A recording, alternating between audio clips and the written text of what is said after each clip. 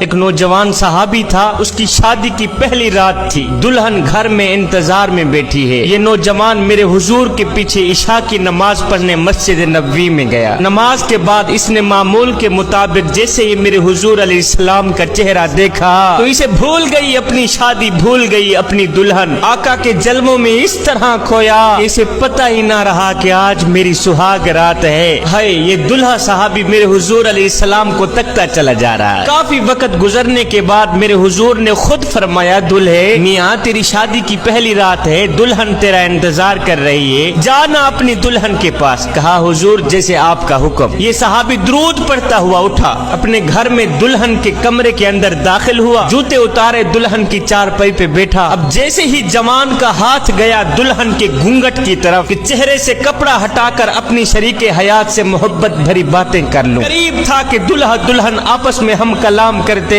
ابھی ہاتھ گھونگھٹ کی طرف جا رہا تھا کہ گھونگھٹ اٹھاؤں تو پیچھے ایک دم مدینے کی گلی سے حضرت بلال کی آواز آئی، مدینے والو جہاد کے لیے حکم آ گیا ہے، تمہیں محمد عربی بلا رہے ہیں۔ بلال نے آواز دی، مدینے والو جلدی باہر نکلو، کل تم نے اپنے سروں پہ کفن باندھ کر محمد عربی کے قدموں پہ اپنی جان قربان کرنی ہے۔ آئے بلال کی آواز سن کر گھونگھٹ کی طرف جاتا ہاتھ رک گیا، قدم چار پئی سے اتر آئے، جوتا پہن کر تلوار ہاتھ میں لی، جوان صحابی باہر نکلنے لگا کہ دلہن دوڑ کر قدموں سے لپٹ گئی۔ کہا نوجوان شادی کی پہلی رات ہے، تو نے ابھی میرے چہرے سے نقاب ہی نہیں اٹھایا، میرے سرتاج مجھے چھوڑ کے کہاں جا رہے ہو؟ نوجوان نے جھٹکا دیتے ہوئے کہا، او نادان مجھے مت روک، اس لیے کہ مجھے میرے سرتاج نے بلایا ہے۔ یہ نوجوان سیدھا میدان جنگ میں گیا، جنگ لڑتا رہا، کافروں کو فنار کرتا رہا اور خود بھی سر سے پاؤں تک زخمی ہو گیا، اتنا زخمی ہوا کہ سینے میں نیزہ اس طرح پہ وسط ہوا کہ یہ نوجوان گھوڑے سے گر گیا۔ جب گھوڑے سے گرا خود کو